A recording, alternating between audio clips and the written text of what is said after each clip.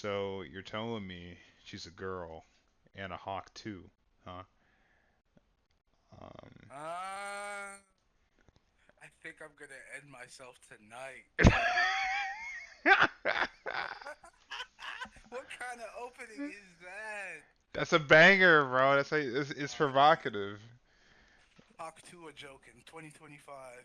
That's a great way to start the episode, chat. It's provocative, right? Hey, it's gonna get them going. Trust. It's gonna get them going. Hello, Uh, everybody. Welcome to the Sweet Memories podcast, where the memory is not too distant. Actually, this is a memory not from for real. yesterday for me, probably like a week ago for you. No, like 2 days ago, 3 days ago 2 days. for me. Oh, okay. Oh yeah, that's right. That's Yeah, right. You did text us yeah. about it that day. Yeah. So I am one half of your host. I'm Pooh Bear.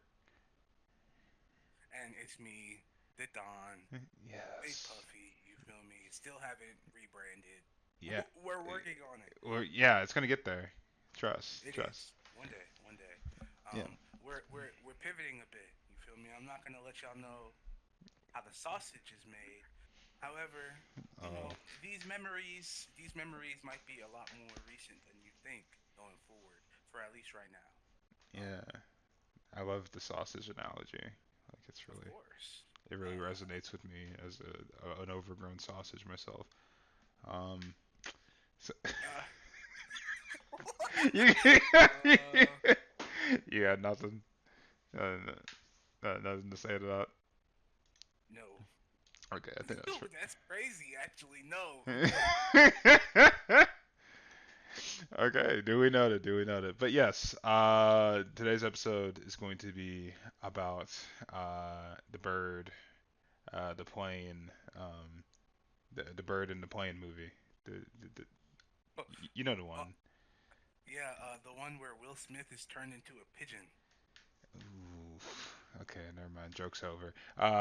So we're talking about James Gunn's Superman. James Gunn's Superman. Um, this came out very recently for us. I think like last week, if I remember correctly. Like, I believe so. and the reason I don't remember it very well, I've seen it 3 times at this point, chat.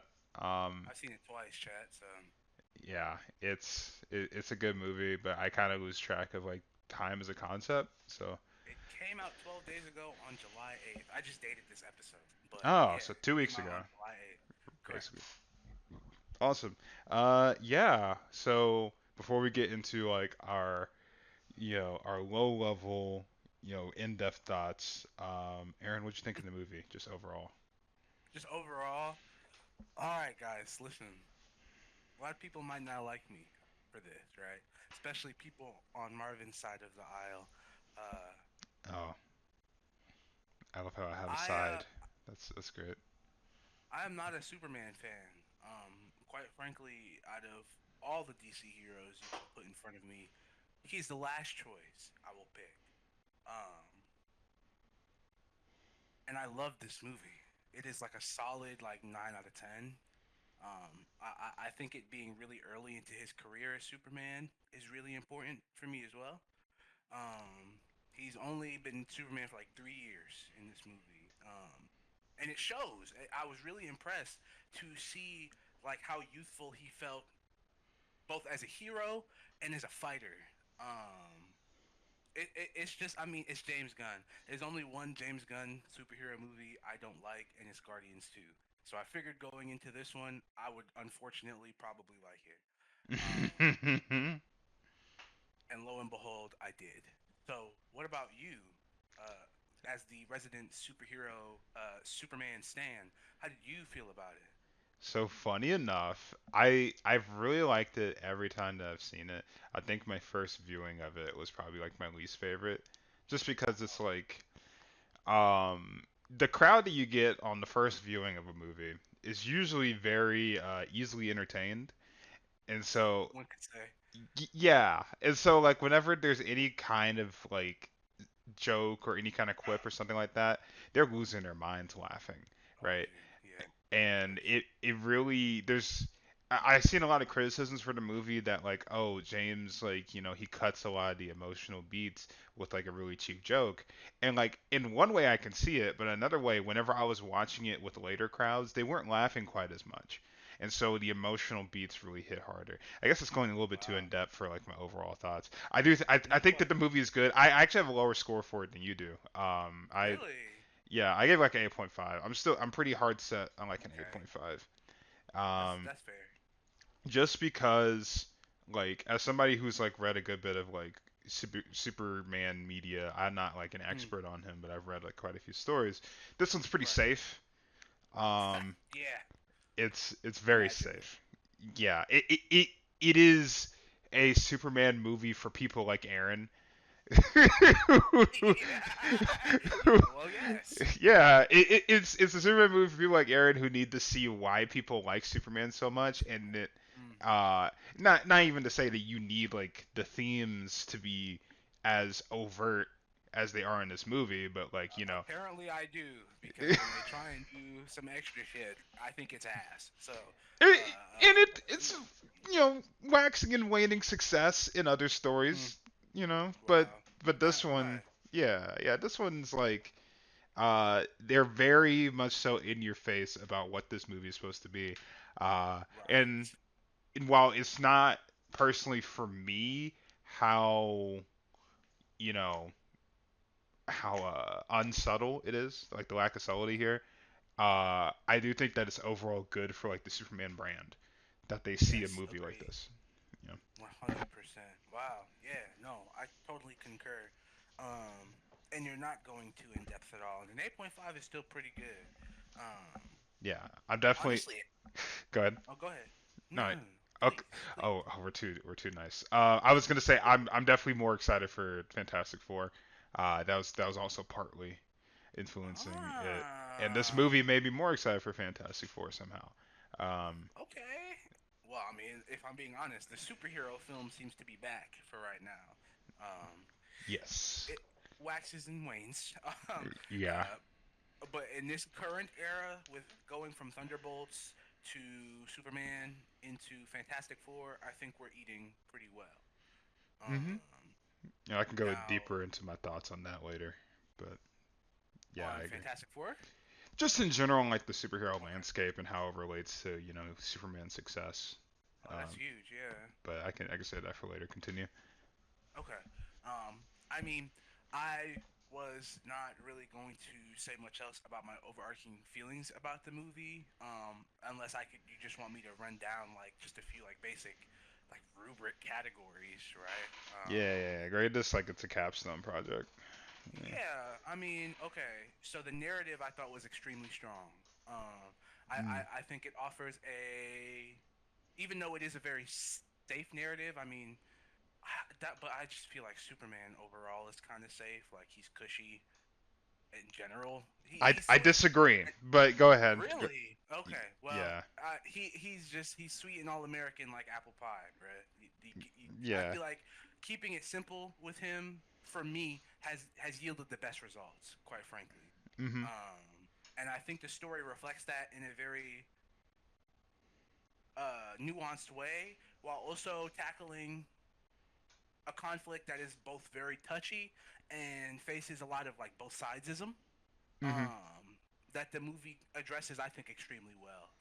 It's a very tight narrative, The and movie it really kind of gets picks a their side. emotion. I'm not gonna lie. It kind of picks a side. It's supposed to, and that's what I Yeah, mean. yeah. Because both sidesism, it's like Pocahontas, the song "Savages." They give us a Mm. song about how both sides are terrible and barely even human when one is clearly worse. Yeah. Mhm. I mean, that's just history, right? So Mhm. I'm glad the movie picks a side. It's supposed to. And in picking a side, it just emboldens the themes that I also enjoy. If we're going to the next part of the rubric, of like just being kind for the sake of kindness sake. You feel me? Like there's Mhm. no need for a particular ulterior motive. It's just the right thing to do. Um, Yeah. Themes are also simple, also safe. I mean, it's kind of foolproof in that regard to me.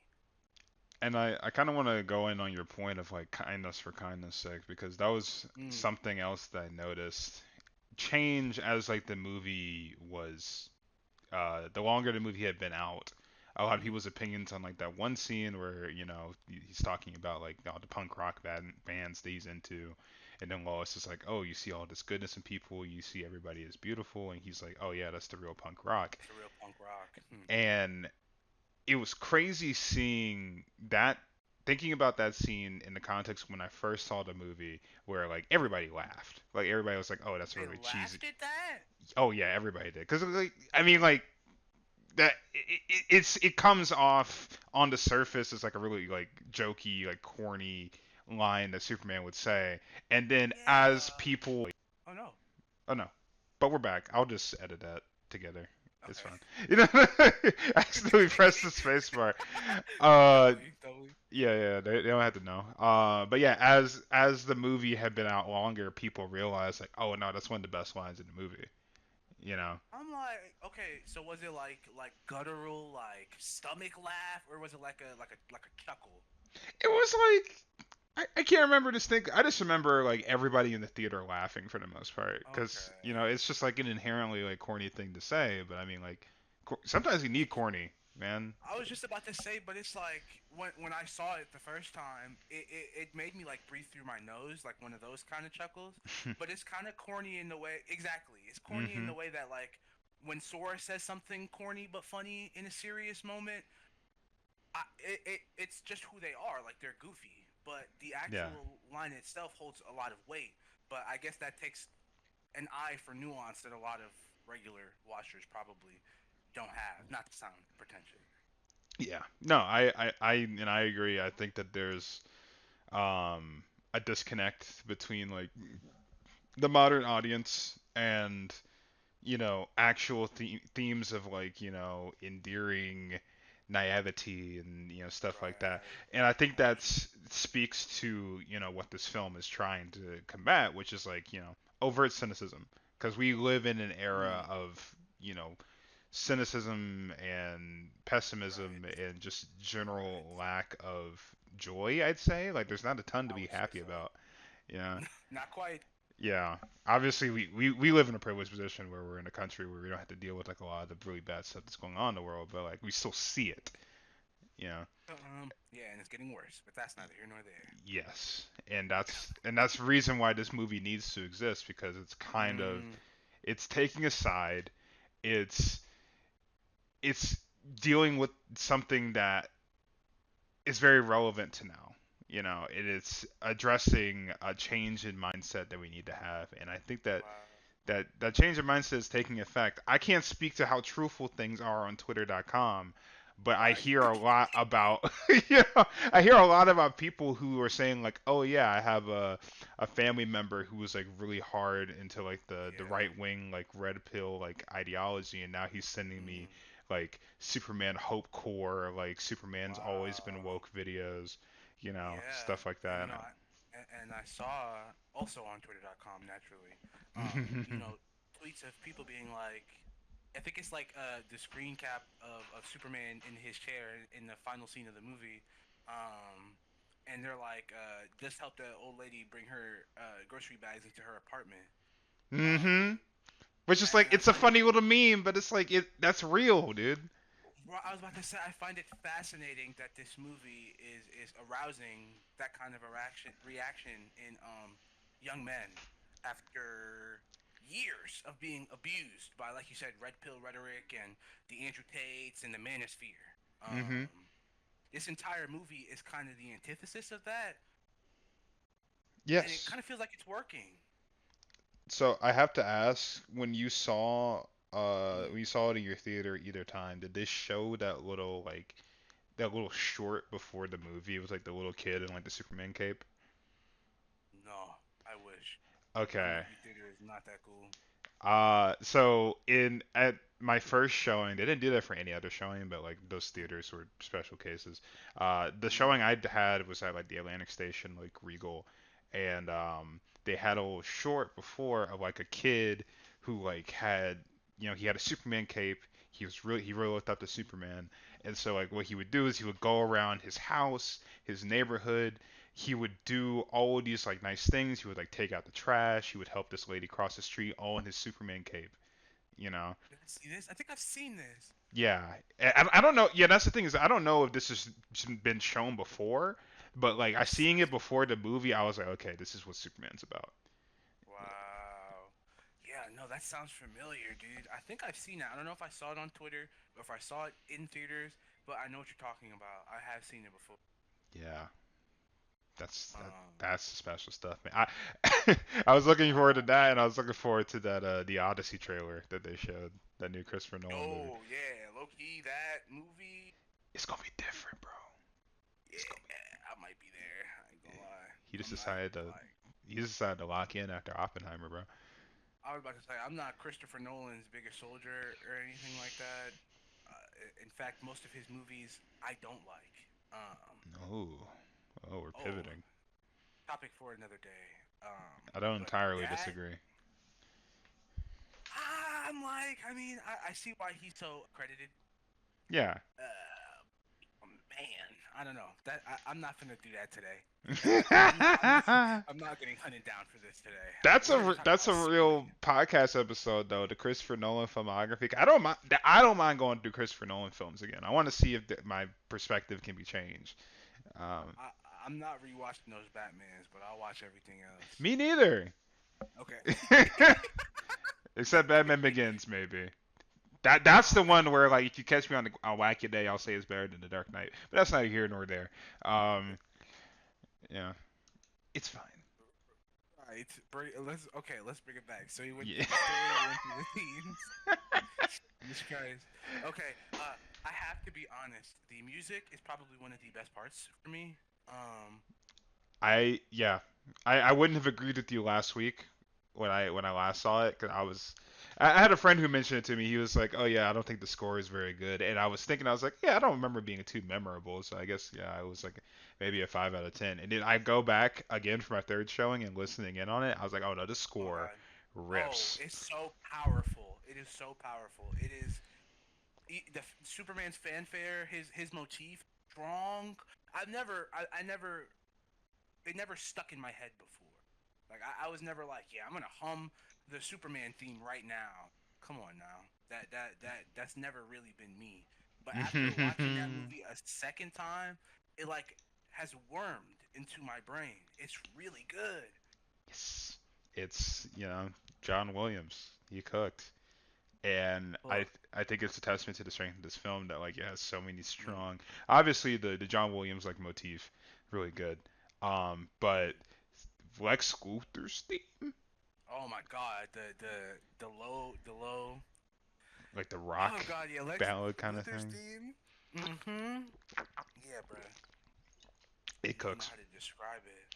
It's so there's another Superman like TV show that I watch called Superman and Lois, that just ended fairly Mm. recently. But they introduced Lex Luthor uh, in the last couple of seasons, and they handle him very similar to this one. I think that the Superman or the Lex Luthor in Superman and Lois is much more evil than the one in this movie, um, which I didn't think was Fair. possible. 'Cause this guy's a real piece of work. But Really? they introduce him similarly, where like they give him like these punk rock kind of theme to him. Like he's got like this very hardcore aesthetic, like Wow. almost like horrorcore in a way. Like it's weird because like whenever he shows up on the screen, something's gonna happen. You know, Right. Always. that's how I felt with Lex in this movie. I think that they kind of can I even say that they took that as inspiration? Maybe I don't know when Superman was introduced Lex year wise, but I think that that Mm. played a part in how they portrayed this Lex because like Rock as his aesthetic just kind of makes sense. Yeah, and it's like got like this. I'm listening to it right now because it's got like this techno undertone to it. Mhm. Um, that makes it feel super like dramatic and almost slow, but like calculated. Yes. It's very interesting the way it builds to this insane crescendo. almost just like evil. It perfectly Yeah, encapsulates who he is as a character. yeah. Um, Very methodical. It's got you kind of like oh, wondering like how he's thinking about the current uh-huh. situation, what's going on in his head, and A then whole lot of when bubbling beneath the surface. exactly, and then when the plan hits, it's like I don't know, it's an explosion. That's the It best way to right describe is. it. It's an explosion, man. But I don't think you can talk about the music in this movie without addressing the needle drops. The James Gunn of it all. Specifically that Mr. Terrific scene. Dude, Mr. Terrific is raw. I can't lie. Mr. Terrific is raw. And now we have shifted on the rubric to the characters, which is what I've been. Um, Yes. I, I, this is kind of where it gets docked off for me, surprisingly. Interesting. Um, I like Mr. Terrific a lot. This is one of the first iterations of Lois Lane that doesn't completely piss me off or bores me. Mm. Um, I think she pushes it, but as a journalist, like her being a skeptic, it makes sense. So it's not enough to make me like completely hate her, just enough to make me roll my eyes sometimes. But that's all journalists, I feel. Mm. They definitely handle her better than journalist MJ in the Insomniac Spider-Man games. Yeah, journalist MJ makes me sick to my stomach, but I'm not here for that. They're gonna call me misogynistic in the comments, so we're not gonna talk about that. I Um, know how you are. watch your mouth. Yeah, where I Jada, where I re- Jada at, bro? Where Jada? don't. All right, bro. I really like Clark in this movie as well. mm. Once again, I think he is genuinely best as a very simple farm boy, just raised to be good, Yeah. and raised to be human. Right? That to me was something I don't think I ever realized was as important to his character as I did watching this movie. Mhm. Here's what I've realized watching Superman, because we're getting into Lex Luthor now.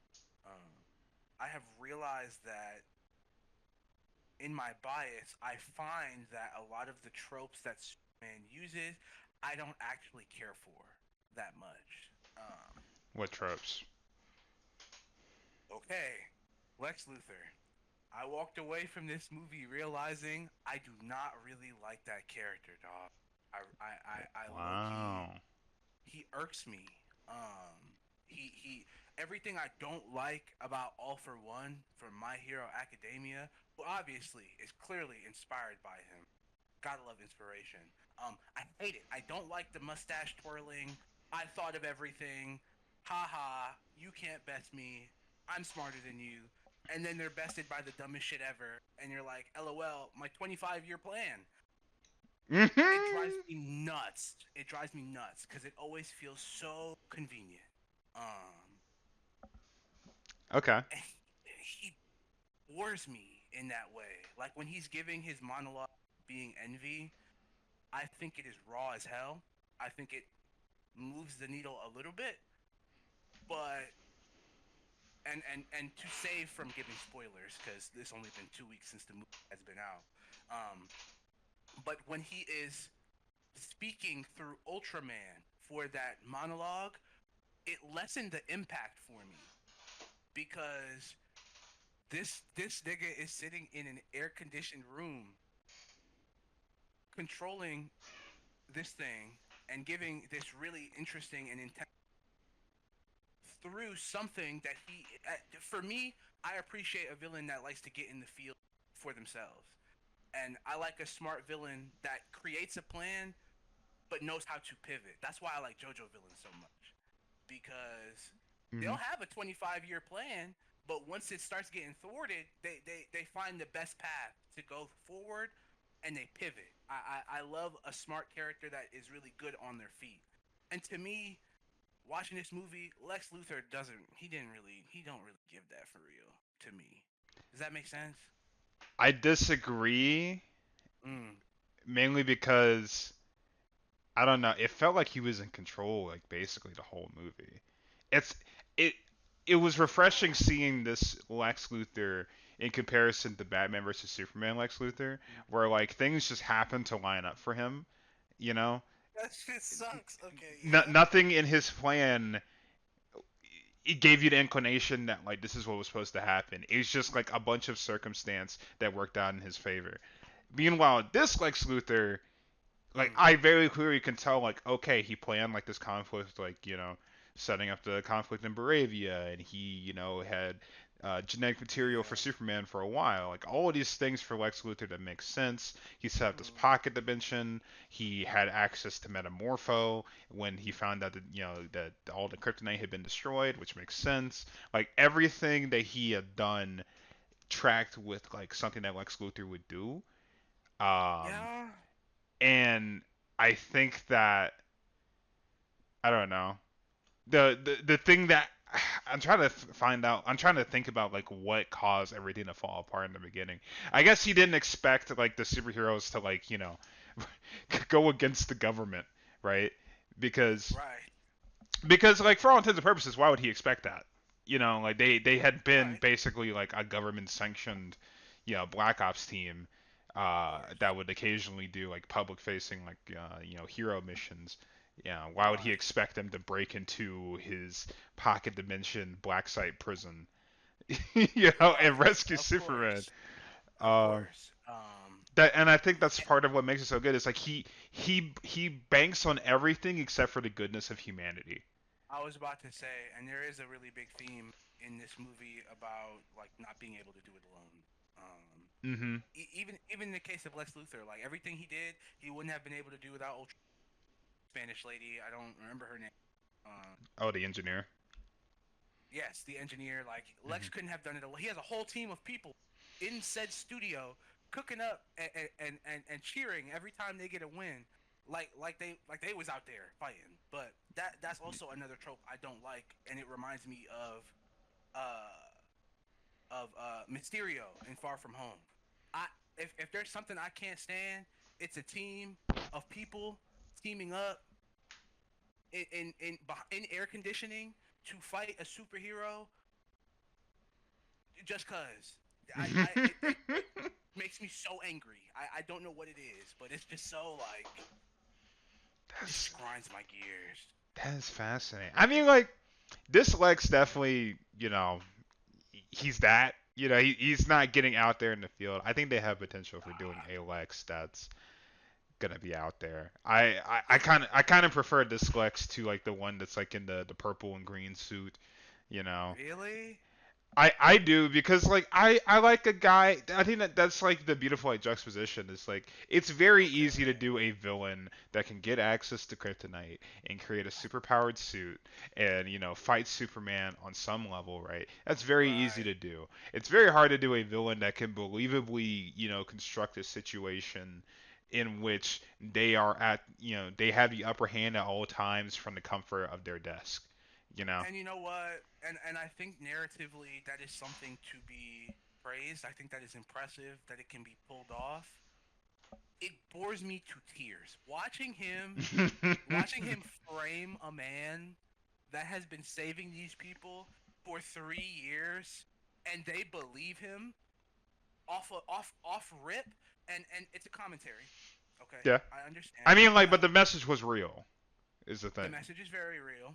Yeah. Um, he has been saving those people for 3 years. If there was a secret harem, if he was breeding people, I feel like he probably wouldn't be such a nice guy. But also, like But you don't the whole know. point, But you don't know. I'm like, and misinformation is very powerful. That's the whole point, right? Yeah. Yeah. That's how we get MAGA Republicans. There's a message there. I understand all that. Yeah. My point is watching a man with a kit that can level a city, fight a politician, really does not get my goat. I don't. It doesn't like suit uh or fulfill me narratively. It just makes me go, wow, that's a cool dynamic, and then walk away forever. So I'm getting the vibe because you mentioned this before. Whenever we talk Mm, like street level heroes like your Hawkeyes, your Mm, Batmans, your everything like that. You don't mm. like superhero movies without superpowers. You don't like Low key, you don't like I that it, interaction. it's not like it's not a part of my escapist fantasy. It's not. I think it can set up for some really interesting dynamics and conflicts, but it often leaves me dissatisfied. If I'm being honest with you, I'm not sure Huh. why. I don't know why, but yeah, that does seem to be a consistent thing for me. Yeah, I don't know. Um, I've always found that. I mean, I've always found the civilian perspective, or not necessarily the civilian, but like the depowered perspective in these stories fascinating. Because like one of mm, like the one of one of the biggest regrets in life that never like went through. There was like a DC TV show called I think it was called mm, was it Powerless? I think it was called where it was like it was about an insurance company that deals mm. specifically in insurance claims related to superhero related incidents. And the Oh, I think that was a book. no, there was a it was probably a book, but there was definitely a show that got like one season. Okay, got Um, you. that the entire show like they show superheroes from time to time. It's set in the DC universe, but the entire Right, show is taking place from the perspective of somebody who works at this insurance company and how their right. life is affected by superpowered beings. Fascinating. And that's my jam. And I feel like, Really, in theory, that would be your jam. Like, I don't know, it's such a unique perspective because there's a million it is. superheroes. There's a Here, million superheroes, man. it's fascinating. Here's what I think it is. After mulling it over while we've been talking about it, I find that there's kind of a spectrum, right? Mm-hmm. On one end, there's your like local no powers, your Batmans, your Hawkeyes, the street level heroes. Mm-hmm. I like Punisher, but anyway, Oh, there's that subsect of people, and then on the other side of the spectrum, there's the really broken people like Superman and I guess the Flash. I'm not sure. Um, yeah. just an entire spectrum of very, very, very busted heroes. And low key, I fall in the middle. I like my Spider Man. He's I street like level. my Static. He's I know street he's street level. level, but guess who has powers and it feels balanced. The dynamic between him and his competitors feel balanced in a way to me that usually is going to leave me satisfied. I'm going to finish the plate and walk the other way. But part of that is that the two heroes that I just listed also have personalities that I really gel with a lot. I like Okay. the wise ass, smart cracking, um, urban. Not quite the right word, but you know what I mean. Um, Black. Um. Ooh, I didn't know we were talking about Miles Morales. One, Oh, but the black one. Okay. I see where you're coming from. So it's like it's a mix of like the personality and the power set. You correct. got to vibe. So you don't vibe with like Lex Luthor personality wise enough No, to reconcile with the fact that he is just a dude messing with Superman. like no, it's not interesting enough for me. And him studying Superman is really cool, but watching him twirl his mustache as everything while he sits in an air conditioned unit and relaxes is not what I'm looking for. Um, Hmm. it's cool in theory, but it's just not like I feel like I would find a comic or a movie regarding Superman and Darkseid far more fascinating or engaging Hmm. than I would Superman and Lex Luthor. I say Just being honest. Superman, dude. He got a rose gallery, man. Like he's got some pretty decent roses that I think you'd like.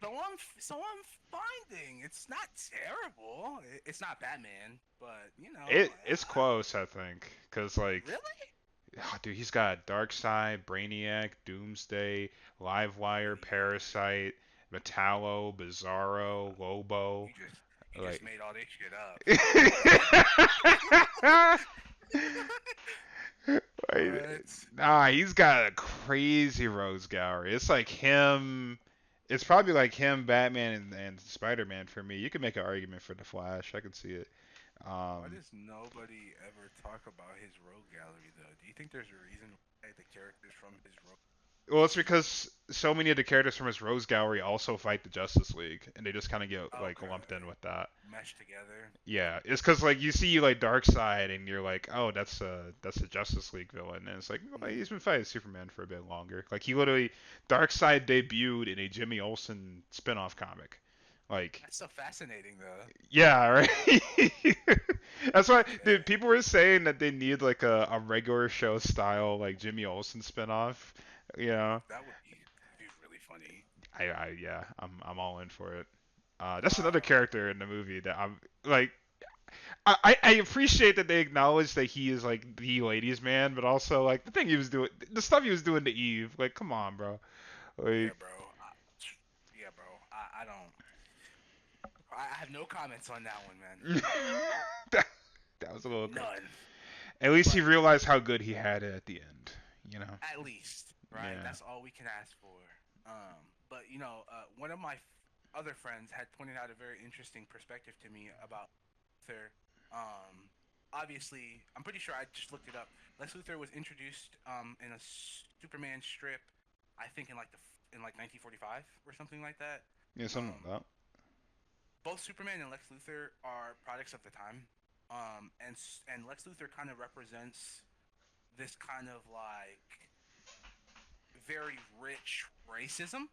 Mhm. Um, and what I'm finding or is that racism is not necessarily particularly entertaining. Um, and he was like, if Lex Luthor is supposed to represent that kind of racism, that's an average Tuesday for you. Like you, this is something you experience all the time. So Yeah. when in regards to your escapist fantasy, it probably doesn't feel as impressive because of that feeling. Oh, definitely not. I think that it's. I think that is that. Yes, it represents like typical racism, but like there's a lot of layers to Lex Right. that exist that I think that the movies are gonna go into. Like, Mm. I particularly love the casting of Nicholas Hoult and David Corenswet because they are roughly the Really same. good. They are roughly the same height, right? So when they have that Right. standoff in the office when he kidnaps the dog, Mm. um, Superman, they're staring at each other, and yeah, they're roughly on the same level, even though one of these guys is Great. like basically a god, and the other guy's Yep. immortal. And then they have their little like standoff at the end when like Lex gets Oh, outed where for Lex everything. is, and he's Lower, like slightly lower. Oh my god. Whew. yes. Yeah. And people were saying because this is something that almost always happens when Lex, gets out of prison because let's be honest, that was a government black site for multiple countries around the world, right? Right. To have prisoners that people weren't supposed to know about. He's probably going to use that to get a plea deal, right? Naturally. He's going to get out of jail. They're going to do the Trump commentary. He's going to become president of the United States. And then they're going to have their standoff in the Oval Office where Lex is standing higher than Superman, right, looking down on Naturally. him, and Naturally, of it's gonna course. hit like crack in the '80s. Um, Get his black ass to Bell. like, it's gonna hit, Yeah. and Yeah. I It's love gonna. that. I Quite love, frank, it is. It is gonna go crazy. And yeah, and even in describing that, I can see why people enjoy the dynamic between Luthor and Superman. yes. Like I he didn't does. even get into like the depth of him though. My bad. Um, Oh no, please go ahead. I was gonna say like Lex is a guy who he says it in the film, like he's driven by envy, right? He's driven by, this pride, this, need to be like, what's happening right now. Um, and I think that there is a capacity within Lex to be what he says he could be, which is like the savior of humanity. Like, and there's times where he has been, you know. And there's times where he's worked with Superman. There's times when like he's joined the Justice League. And I think that there's capacity within this Lex to do these more altruistic things and show that depth while still being Lex Luthor, like just an asshole at the end of the Do day. you think that's the route James Gunn is gonna go down? But that's the thing though is I don't even think it's gonna be just James Gunn working on this character. Mm.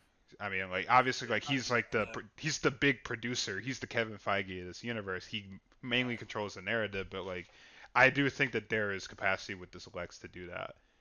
Hmm. I guess I can see that. I, and see, even the idea of that happening, I'm not moved. It's like I Hmm. just like sounds okay, I guess, but like, eh, I, eh, I like the idea of a villain who recognizes that he's never going to be truly redeemed for something, but he can still uh, do something good. You know. okay, yeah, Um, and he becomes kind of more like an anti-hero, right? You know, in a not way, yeah. Or it could you be know, like his last like act is like, okay, let me make up for this in some way. Yeah, I do okay, like when they handle Lex like that. okay, Um, okay, but okay. I think they could do that with this. I think they could. I think they could too. I just like comparing him to another scientist for a villain that I really like. Like comparing Lex to Norman Osborn. Mm. I I love Norman. I adore Norman. But Norman, that nigga, that man is ground zero, bruh. Everything he did, I'm gonna test on myself first. To Yes. me, those are the traits I see in Norman Osborn are a lot more arousing to me, and the way he interacts with Spider-Man is also a lot more engaging for me. Um, and the sheer fact that he gets in the field and does it himself, I don't know, bruh. My hands are up.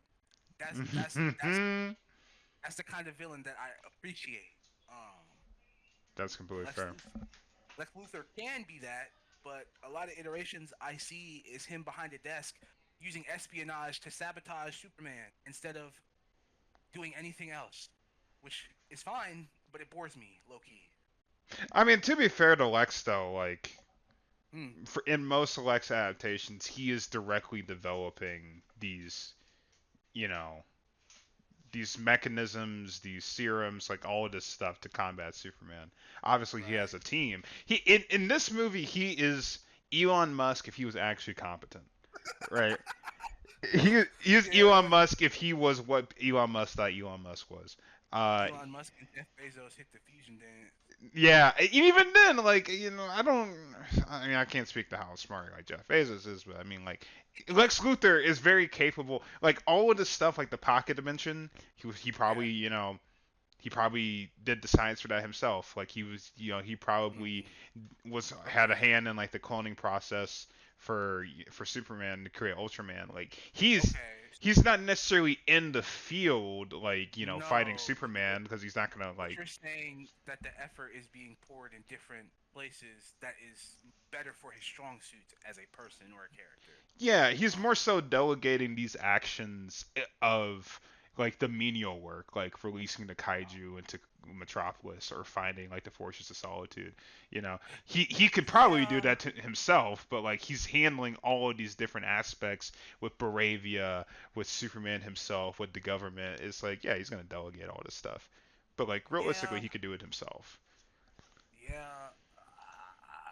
And that's the thing. Like you're bringing pretty good perspective. And you're not wrong. It's just fascinating. And this is what I mean when I say like it's the tropes that the work uses that I'm not the biggest fan of. Like Superman getting his powers from a yellow sun, to me, it feels convenient. When I talked about Lex Luthor twirling his mustache after his 25-year plan, that feels convenient to me. And a lot of it is just kind of because it was the 40s, right? So like Yeah. big power fantasies were in, and I'll say on the aspect of the yellow sun, that it's ultimately, convenient, but it's like the other suns have other effects on him. It's like how there's multiple that's forms of cool kryptonite. too. I'm like, yeah, and like the red suns, it The has red suns, the blue all that good stuff. suns, like it depends. It depends, but it's just like it's just the tropes that they pull from. To me, it leaves me always. I'm just like, bruh, this feels like a waste of time for me. I don't like kryptonite. I can't stand kryptonite. I think It's kryptonite is very convenient. Yeah, I like the it's other all forms. very convenient. I mean, but that's the thing though. It's like there's other forms of kryptonite, so like you can at least do something interesting with that. I don't think we're ever. This is not a universe where we're gonna get pink kryptonite. I don't see that. Oh, brother, I don't care about the different colors of kryptonite, man. I don't care about that. you This don't is you don't want the so. kryptonite that transits your gender? I don't know. It's already super woke, man. Already super woke. It's Yeah, already super woke, dude. our We fault. can't we cannot keep going like this. No, Um, no, never that. now That is funny though. it is funny. And that's where I kind of stand with Superman, and that's why I couldn't give it a because I think there's just a natural blockage there. And I feel like if more people would just admit that they just don't like something instead of trying to be Mr. I'm right, super meta analyzing armchair psychologist, I think we'd all be a lot happier in the world because Yeah. at the end of the day, you like some of these tropes. I kind of hate them all. That's That's just the fair. way the cookie And, crumbles, right? it's what I've grown up with. You know, like I'm used to Mm. the superhero Mm. storyline of like, oh yeah, they have everything except for this Achilles heel. Like Wow. Wow. Okay. Yeah. I don't know, man, that's kind of why I like Greek mythology so much, bro. It's like it's all just superhero stuff, you know? Uh. Like Yeah, because it's kind of more about like finding the chinks in the armor. exactly, like everything. Honestly, it's a lot like JoJo's in a way. Where like, yeah, Potentially. Yeah. all these fights are like relatively evenly matched, or they're 10-0, except for blank, you know. And it's And a this matter of leads getting to that win condition. Go ahead. cracking my knuckles because this leads me to the next point. Uh, Chad, you see how he just compared comics and like the superhero formula to JoJo's Bizarre Adventure made by Hirohiko Araki? Oh, brother.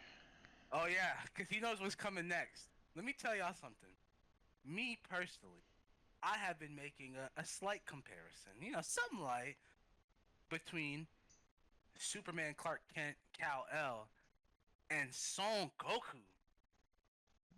Niggas want to look me in my face and tell me I'm walling. Yes, I'm third.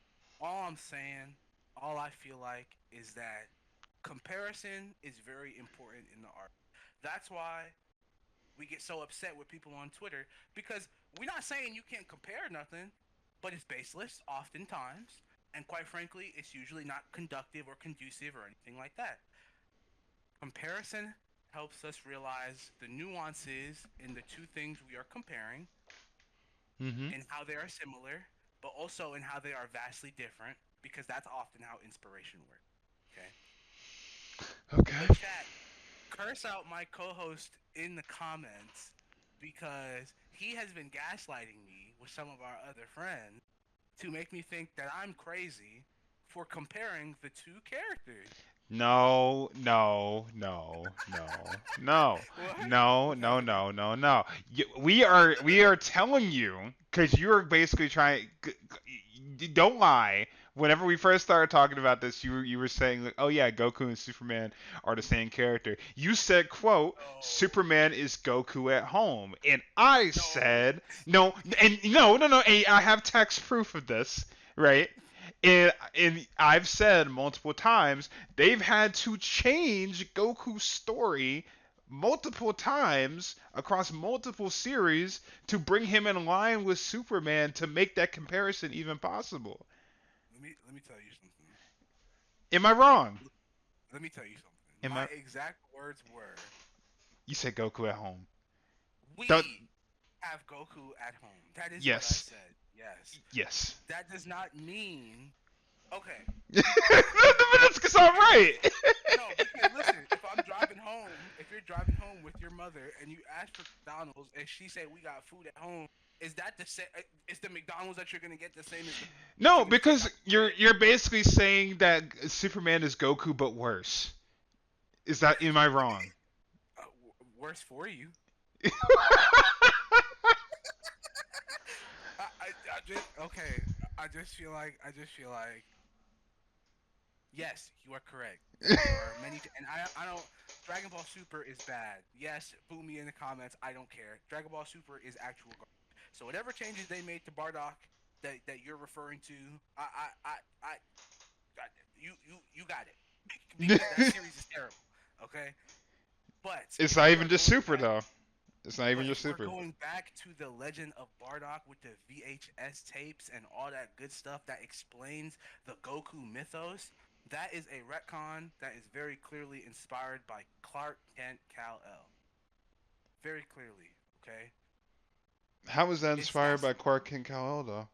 Are you talking about the last of his race sent to Earth who becomes the guardian I of thought you were said talking planet? specifically like that scene where like he sees Goku fighting Frieza. Because that's my thing with all of this Oh, is like yeah sure they're both like the last of their race, right? That's not like I don't find enough credence in that, right? I just don't I don't that alone well, doesn't do enough for me to say like the Goku at home, right? Because there's so many characters who are the last of their people, you know? well, yeah, Sasuke, I mean, yeah, yeah. freaking Karapika, And Martian Inie, Manhunter, yeah, Lobo yeah. is right there. Like I don't like Okay. Listen. Oh, what was I gonna say? No, did I lose my train of thought? You're cooking. I understand that you are cooking, but in that very same group chat, you watched a man say that we might as well compare Superman to Jesus Christ. oh man, It, and you, in that very same group chat, had said that Superman works as a religious allegory in many different contexts to many different varying successes. You said that, right? I did, yes. So you can compare the last son of Krypton to Jesus Christ of Nazareth, but you find it hard to suspend your disbelief to compare him to the I prodigal son of the Saiyans? I don't compare him directly to Jesus Christ. I compare him You're as saying a godly figure, right? Because that's how a lot of stories treat him as this godly, benevolent figure who comes in and fixes everybody's problems. Not explicitly as Jesus Christ, though Jesus Christ is the most, popular example of that, of right? comparison between a Yes. biblical allegory. So Yes. you're comparing the two pieces of work in a meaningful way, is what I'm hearing. I mean, I Two guess. pieces of work that I have really their don't own see moral. Superman as Jesus per se, just because like I don't know that doesn't really align with my view of Mm, Superman. well, chat, they're not the same nigga, but of course they're not the same person. But you can compare their attributes and find what makes Kal El Yes, but Christ-like. it's a very weak comparison because a lot of things that Jesus is known for, like the death and the resurrection and being sent as the son of, a God that still exists, right? Which because like if you compare Superman to Jesus, then you have to compare Jor-El to God, and that just that don't reconcile with me. Like that's And just, listen, and that's fine. See, that's the beauty of media analysis. You can say that the comparison between Goku and Superman is a weak comparison. That's fine. But to treat me like I am an insane person I for don't saying think that that you're an me insane personally, person. I got Goku in my fridge waiting to go in the microwave instead of me ingesting Superman content. I don't know. I don't think that's too insane. I don't think that the comparison itself is that crazy. I think that your dismissal of Superman initially, right? Because you were Hmm. like, "Oh, he's just a worse Goku in your eyes." I remember you saying that, and I'm like, "There's I very might little they have in common." okay. I might have embellished. Yeah. That's just on me. There might have been a little bit of hyperbole in there. Yeah, Um, a little but bit. it's like I feel like there is enough there to meaningfully compare the two characters, especially in terms of their lineage and what it means to them and how it influences who they've become. Um, And I can see that. My thing with that is that so much of what made the comparison possible mm. deviates from the core of what Goku is that like I don't even think that the comparison is worthwhile. In what regard? In the regard that like okay he's like getting away from like his Saiyan lineage, right? This Mm. mercenary race that had done all of these bad things, and he's like the one Piece of good shit egg. people. Yeah, he's Yeah. like the one good egg that came of it. That's cool. Mm. That came after 150 episodes of him just fucking around with with Yamcha and Bulma. You know, that it Yeah. had to be introduced to the series where they had to be like, oh yeah, Goku's an alien, that's why he can transform into a big ass ape, right? Right. And Right. I think that the core of what Goku is found and can still be found in the original Dragon Ball, where he is just this kid who wants to seek self improvement, but also do good by the people around him if they are good Mm. people. And even if they aren't good people, he has that effect. I think that that's a stronger comparison for Superman than like the last son of like your planet thing, because like they both have this profound effect on like the people around them, right? I think that's a better comparison. Thank Um, you for proving my point, but continue. but I'm proving that like No, please continue. I'm proving how weak the point of him being like this the last of his race thing is. Like, yeah, that's cool, but that's not even like the biggest part of his character. Know what I No, mean? and it's not even the biggest way you can compare him to Superman. Isn't that crazy? But Doesn't that's have. not but you weren't talking about it. But you weren't Well, talking I'm about glad that. you brought it up first because now we are. Shit. Well, let's just throw it all in the pot. So what you want to start with? I don't know, twin. And I also find it quite fascinating that in terms of the message about their lineage, and I know I'm very hyper focused on that, but until you brought up that other point, that's really all I had. Um, So it was a weak point, is what you're telling me.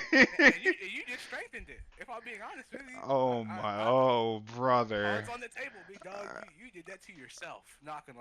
I'm going to get a Um, gun. but Um, but what I find fascinating about it and why it's not particularly weak to me, is because I think the inspiration Akira Toriyama took Clark Kent for Goku later in the series, and what he did with it is a perfect way of subverting expectations. At mm, least in regards to the Superman movie, I just with much other Superman media, right? But mm-hmm, there is this kind of big emphasis on the fact that Saiyans were really bad people, and mm-hmm, that in Bardock waking up to that fact and doing like the first good thing he's ever done in his life in like caring for his son, mm-hmm, um, he spared him, sent him to Earth, and that boy became Earth's protector. But what I find most fascinating is that there is this kind of message in the background of redeeming your lineage through your action. mm-hmm. And this idea of Vegeta being able to rub off on Goku and give him this Saiyan pride to where I know I said I don't like Super, but I'm making a point, so I'm going to use it because Agenda Man. Um, Okay. Goku introducing himself as Kakarot to Broly means something to me. Like that is I mean, I think in general you like years. that movie though. So like, Oh well, that movie is gas. So I yeah. mean, ain't, ain't nothing you gotta I, defend. Like, no, yeah. but I say that to say it's an opposite to someone like Superman, where being a Kryptonian is almost irrelevant to who he is. Like he was raised human. He loves. He makes mistakes. He cries. He is human, and he acts human, and therefore he is human. Yes. I think that is something between the two characters that they share that though you think is weak, might be a little stronger than you think. But that's just me. Mm. I think there's something to be said for how that influence has morphed Goku into the man who has kind of revived the Saiyan clan. I think that if I looked at it from the same view as you, where like I, how do I say this? I don't. I view it as weak solely because it was tacked on. Because it was very clearly tacked on, right? The idea of him Okay, being that similar to Superman.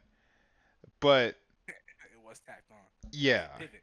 it was a pivot. You're right. It was a pivot. And I think that like if I viewed it in a way that allowed that to exist within the overarching narrative in a natural way. Even not to say that it's bad. I like the idea that he's the last of his people, right? But if I'm looking at Superman within the context of his Hmm. entire history, and I'm looking at Goku within the context of his entire history, I don't view the Saiyan stuff as the Wow. core of his character. That's just not how I It's see it. not. Yeah. It's not. And my mentor has mentioned that before as well. And what I find extremely fascinating is that you can tell in Dragon Ball, there's obviously the skeleton there with the Ozaru in the first place. hmm Um, It's closer Clearly to that Sun boy is not Wukong regular. than anything. Yeah. Yes, and I mean, you know. it is. I'm not. I mean, if you can compare Superman to Jesus Christ, yeah, we can definitely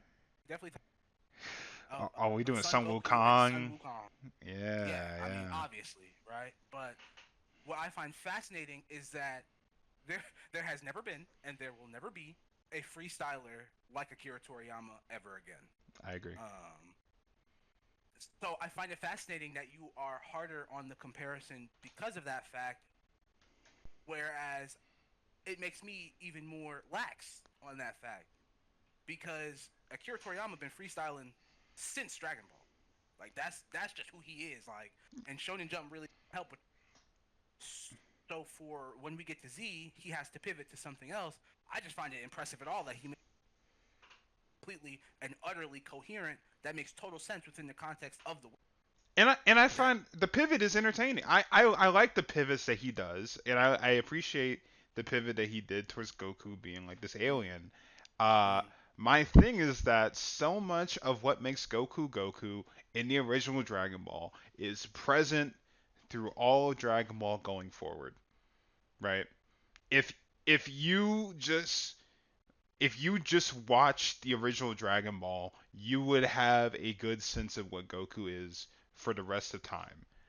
You right. know, like Right. you wouldn't get that sense from like just DBZ, even though DBZ is really good. You know, if you just watch DBZ, you wouldn't have this idea of what makes Goku Goku. At Of least course. not completely, in my opinion. Of course. Of course. You know, Um. that's why And, I almost treat mm, original Dragon Ball as like gospel. You know, like uh, that is what Dragon Ball is at its core. and it's fascinating because I had spoken to my mentor about this very topic maybe a few days ago whenever I saw it. Um, hmm and I concur. I don't think the Saiyan stuff is at the Goku as a character. I also don't believe Goku is nearly as static as people make him out to be. I agree. Um, but what is the most interesting about it is that I think going as it were, the Goku that we knew in Dragon Ball was not alone. Like what we know about Goku from Dragon Ball alone was not going to be enough going to the character.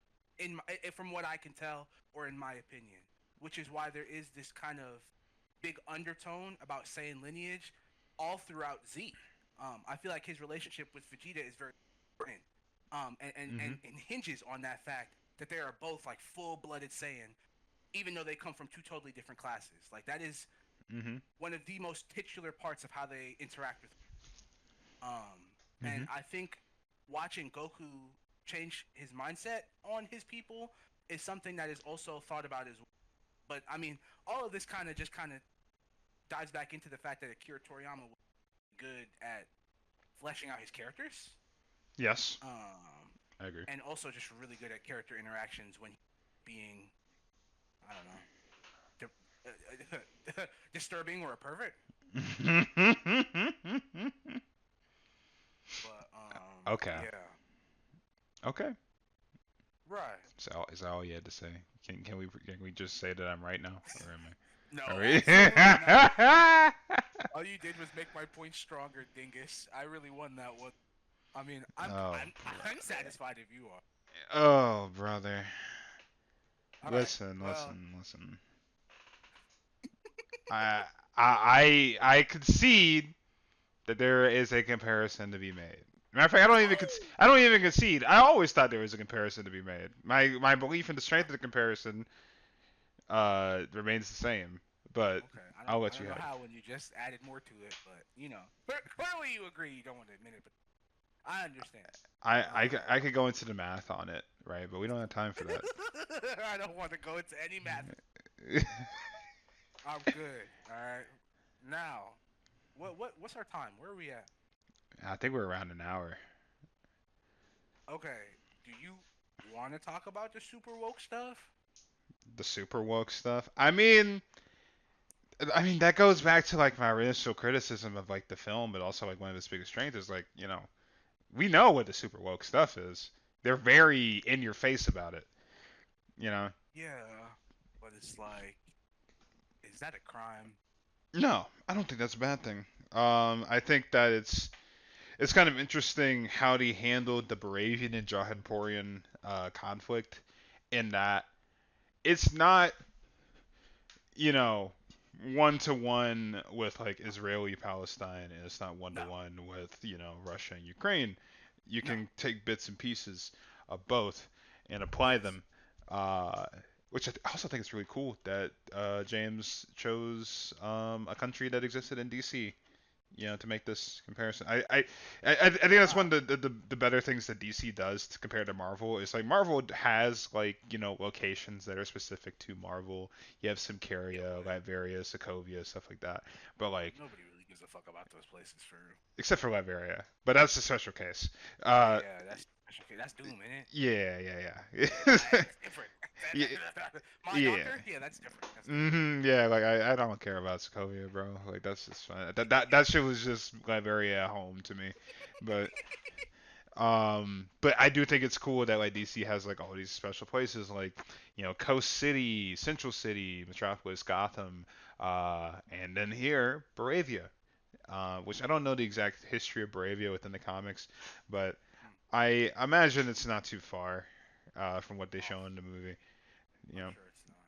um, Um, and I think that's hmm. cool that they use that to make some kind of No, commentary. and I find it fascinating. And I'm gonna jump back to the super woke stuff in a second. I find it fascinating you bring up DC settings. I do agree with you, but I had a conversation with Jada. That's my I had a conversation with Jada about we were talking about DC and Marvel and just comparing the two. Mhm. And it's interesting because I feel like for Marvel as a whole, I don't know if it was just like Jack Kirby and Stan Lee's vision come to fruition, but it kind of does a better job of telling like narrative that where everything kind of flows into one another, Mhm. um, while also still managing to tell standalone stories. Mhm. DC to me, it's hard. Like it's harder for me to spend my that Metropolis and Gotham exist in the same world, let alone on the same continent, probably like a state away from one another. Yeah. Sometimes Um, closer. it, so, if Gotham is Jersey, Metropolis is New York, right? Like they're right Yes. there, like they're a turnpike away. I Mhm. I find that hard to believe sometimes. Um, Is it and because of the idea that like why would Superman just not come over and solve all Gotham's problems? and it's like, I understand why we got to have a storyline, right? I'm not obtuse. Yeah. That's part of it, but it's also just like they're so vastly different. It's almost like DC intends to tell a standalone story and then splice it into an overarching narrative later. Like the overarching narrative part feels like an afterthought. Um, Okay. I don't know how true that is, but that's sometimes what it feels like, and it's probably pretty reductive. But I'm also not a comic man, so if you don't like what I say, suck me? Question mark. Oh. Oh. Aggressive, My but fault. continue. No, I will allow it. please pitch in. I'm digging my grave. I don't have I time mean, for this. I mean, like in some way, I mean, I think that you're giving Marvel a little bit too much credit, because Hmm. they, every superhero. Oh, okay, that's a bit of an It's exaggeration. easier when everybody and your mama is from New York. Yes, Like yeah, there's like like 8 heroes in New York. yeah, that are like in a bunch of well, more than eight to be honest. Like pretty much like 90% of like the superheroes that you see operate out of New York, which is one of my bigger criticisms of Mm-mm. Marvel. I And don't blame you. man, I'm gonna go on my soapbox for this real quick. Oh, please go ahead. In the early 2000s, Marvel had the Civil War event, right? That was adapted into a movie called Civil War. You probably saw it. right? Captain America Civil Hmm. War. Uh, Unfortunately. yeah, and one of the parts of that storyline that I found fascinating was that their idea was that they were going to do this thing called the 50 state initiative, where after superhero registration, where everybody's registered for the government was going to sanction an Avengers team in every state of the United States. And I was like, oh, that's a really Lit. cool idea because I you forgot could, about that.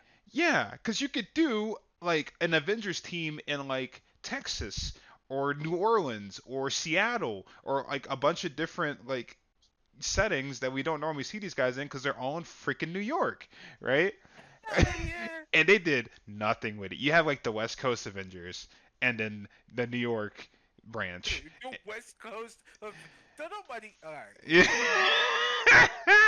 It's bad, dude. It's bad. Wow. Yeah. Yeah. So, Okay. that's part of my criticism of Marvel is that they're very scared to go outside of New York. You have like Kamala Khan, who's in New Jersey, He is which New is Jersey. yeah, Is which is just extension of New York. yeah. Or occasionally, if they need a superhero to operate in like a standalone capacity, they'll move them to California, right? Because it's very easy to do. Uh. I think that's God. yeah, Yeah. like It's very safe. yeah, like one of my favorite like superhero teams is like the Runaways because they are this group of kids whose parents are villains and they become runaways because they don't want to be associated with that. They all have these superpowers. They operate out of Uh. Los Angeles, and Los Angeles has a very distinct aesthetic to it in this story compared to New York because it's seen Right. from the perspective of these like 10, 11, 12, 13, 14, 50-year-old kids who don't know Yeah. any better, who are homeless, who are having to like raw dog reality, you know, Uh. as superheroes, right? Yeah, for sure. It's really cool. It's really cool. It They don't sounds cool. and that's the only time that Marvel really feels standalone for me because like yeah, they exist in the greater Uh. Marvel universe when the character is the mutant, but like But everything it's always feels so tied to New York. everything is tied to New York, chat. That's if you're not based out of New York, you got a friend in that's based out of New York. It is what it is. You got a contact somewhere in there.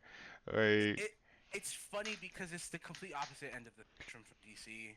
I think you are right. I am giving them a little too much credit because it's so safe. It makes it easier to synergize the stories in general. yeah, Um, it makes it easier to figure out who's where when all of them are in Queens and or Manhattan and or Brooklyn. They are a flight away, a 5 minute flight away from um yeah, whereas DC is a little too specialized, like Gotham and Metropolis are distinct opposites that are right down the street from one another. yeah. You got like And Coast City, Central City, Themyscira. You know, like, you got all these different yeah, you Coast just made all City. those up. Uh, Like all those are fake. I don't know what the fuck you're talking about, We're not fucking with Star City out here. But I mean, what? Listen. but okay, so that dichotomy, I kind of love it personally, because when people bring up, Okay. you've heard the stuff about people wanting, Robert Pattinson Uh, Batman in the same universe as the Superman, right? You've seen why that. are they whining about that? I think that makes total sense. I've come around to the idea of doing that because like a lot of people's criticism of it is like, oh yeah, Matt Reeves' Batman feels like it's in a totally different world from Superman, and I'm like, that's what I love about Batman is that he is this guy who exists in like this absolute shithole of a city, right, with all of these Right. different like gothic, damn near eldritch horrors, Uh, in his city. It's yeah. very dark, very gloomy, and that is juxtaposed with Superman in the city of tomorrow, Metropolis, Fascinating. with all of its bright lights, with all of its colorful characters. You know, it just that juxtaposition does things for Ah. me. You seem to enjoy a lot of these dynamics that we're talking about, Lex Luthor and Superman, Bliss and Gotham, on a thematic and a symbolic level that makes you appreciate them a lot more for what they are. Mm, Um, which I find fascinating.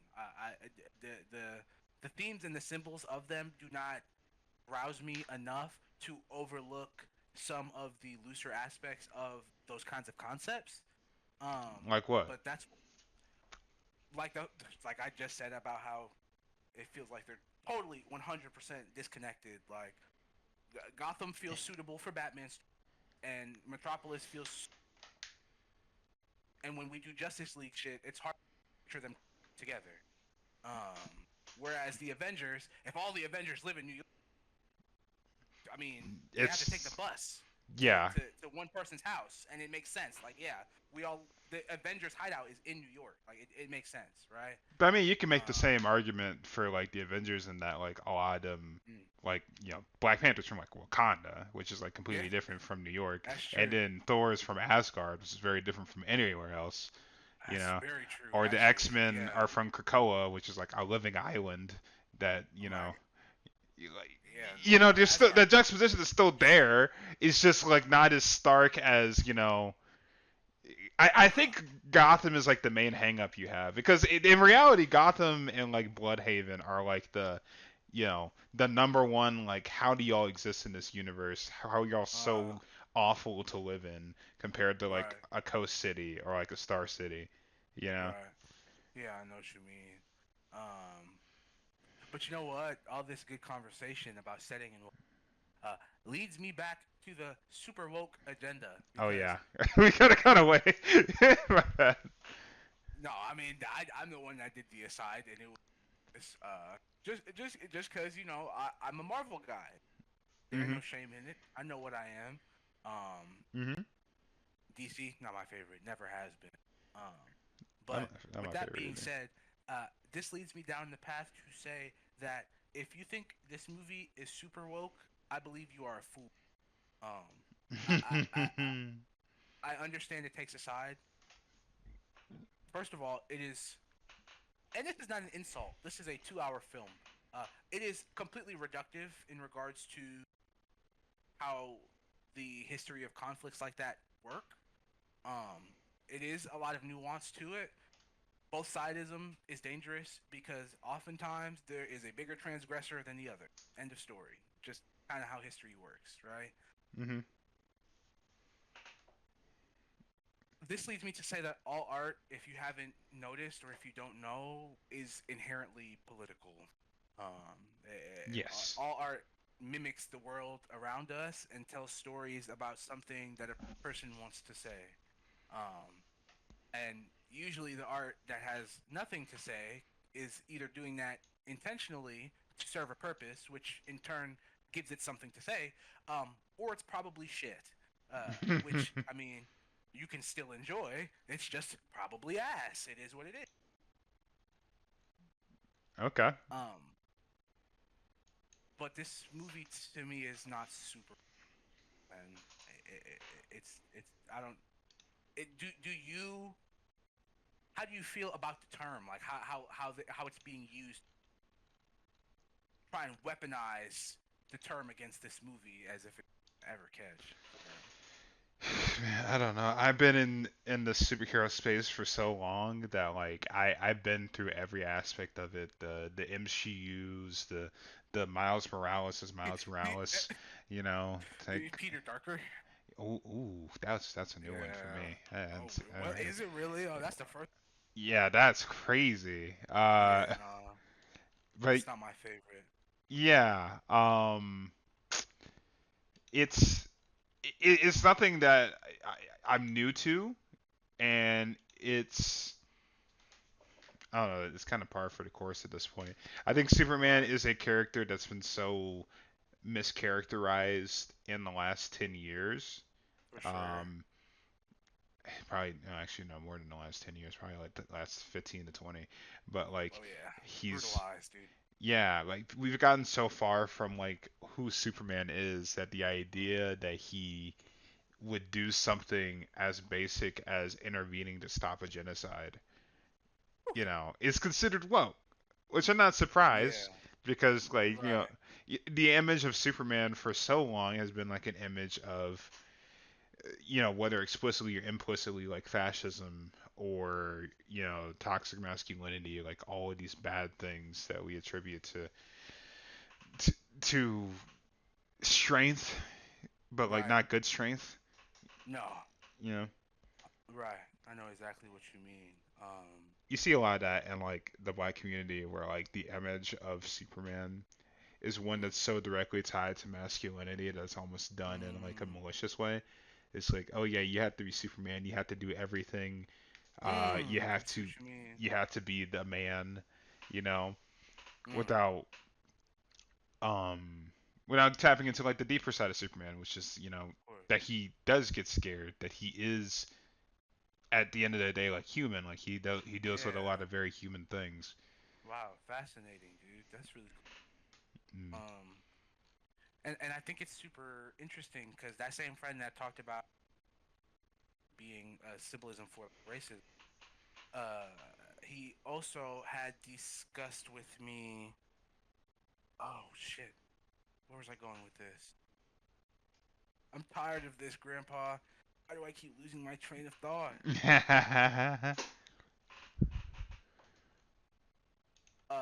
He pointed out to me. Shit, I can't remember. It's over chat. Sorry, points lost. So if you wanted to know what I was gonna say, not happening anymore.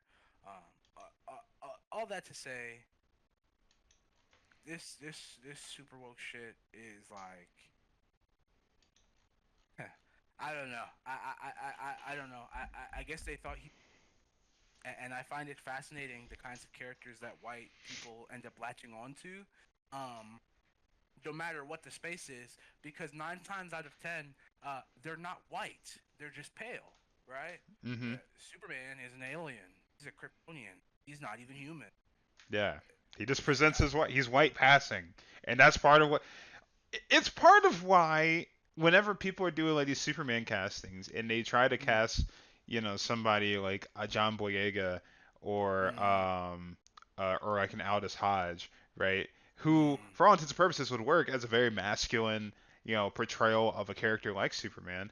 right. I had to be like, I think Superman is one of the few white characters you kind of have to make white. Oh wow. It's what makes his character work, because for all intents and purposes, that's why Superman Smashes the Klan works so well, because he is the platonic ideal of what white supremacists attach to when they think of white men. He is this very strong, Uh, burly, handsome man who represents wow. like masculinity, when in reality he's supposed to be a hero of all people, right? Interesting. That's what makes him work so well, and that's why I think he has to be a white guy. He just has to be, a kind-hearted white dude who is also, in an immigrant allegory, because there are also white immigrants, right? Like that works. Like he's also an allegory specifically for Jewish people who are also white until the government deems that it's convenient for them not to be. You know, like it's and Right. dude, there's so much that goes into it, but I'm used to Wow. it at this point. Yeah. Damn. So yeah, this is just a Tuesday for you. Yeah. Okay. Wow. It is just fascinating that it has become, I don't know if mainstream is necessarily, um but it has reached like, um and I'm not sure when the last time nerds being outraged about, I don't know, quote unquote wokeism has reached the news, like the national news. But it feels like, this isn't something we've seen since like the early days of Gamergate, which yuck. Uh, Mhm. It's but just, yeah, you're right. It's just a Tuesday. Like obviously it's not good, but like I mean, what am I I gonna do? lied, but kill him. I mean, Okay, so I gotta cut that out. yeah, Um, definitely for sure. You're gonna get demonetized, dude.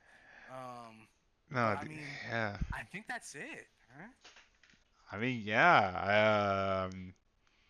I mean, like we don't gotta go too in depth. I Mm-mm. mean, like there's obviously like little scenes that I loved.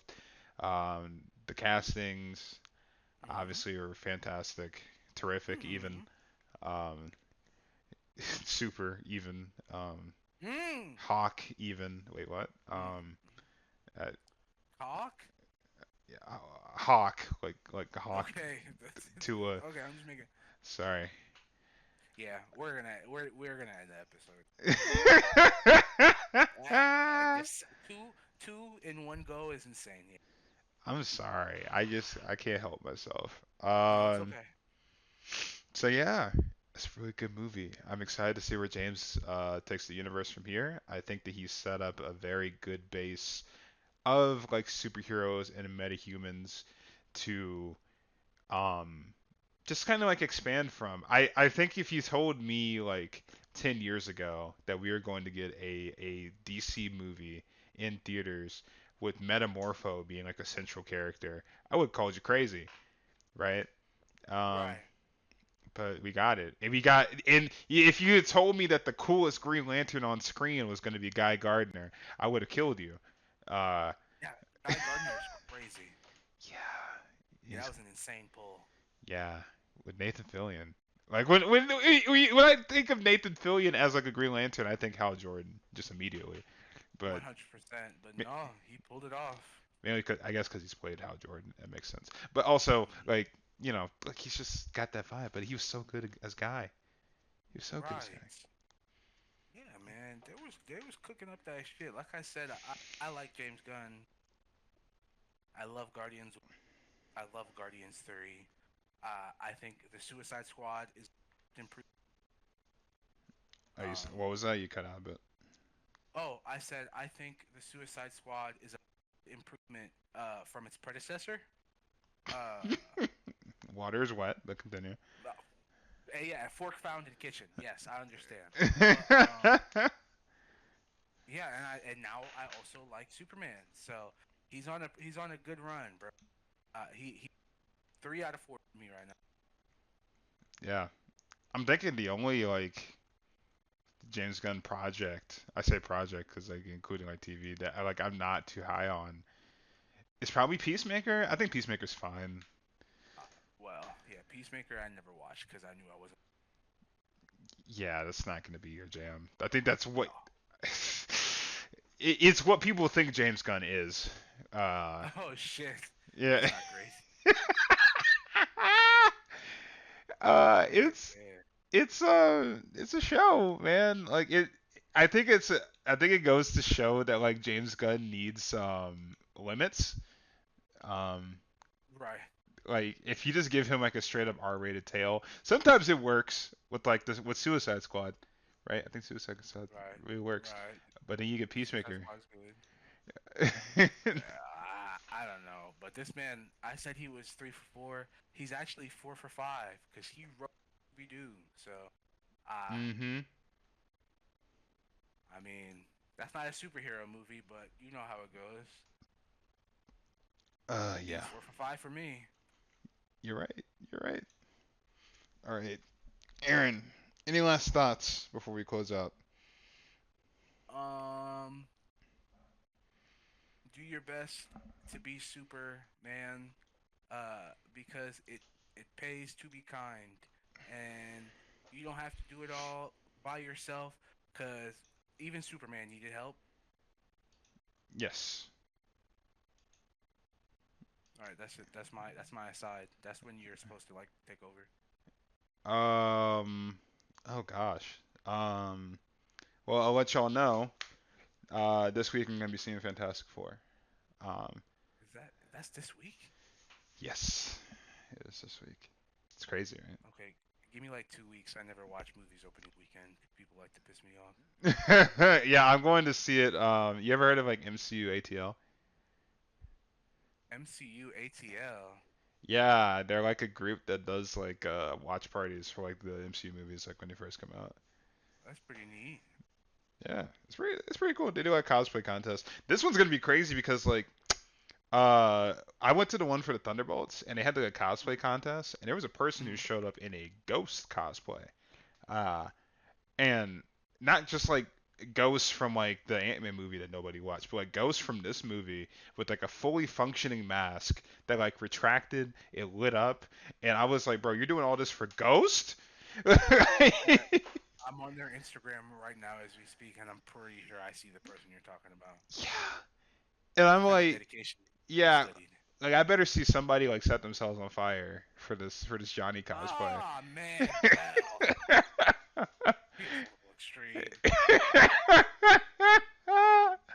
Like I need somebody to go hard. Like I need somebody to like actually Wow. glue rocks to their skin. Like Oh, and become the thing? yeah, exactly. See, Okay. you're picking it up so quickly. Wow. Okay. And let end the episode. Yes, everybody, thanks so Fuck. much for listening to Sweet Memories podcast. We will have another episode out fairly soon. This is gonna be like a monthly release, non? Probably, yeah. Yeah, monthly release. So We're we're gonna still get this. hammering out the details, folks at home. So. Yeah, we like to hammer each other. Um, Oh my God, dude! What is the I, problem? on that note, thank you all so much for listening, and we love you. I think. I don't know. For the most part. Yeah, that's cool. All right. Goodbye, everyone.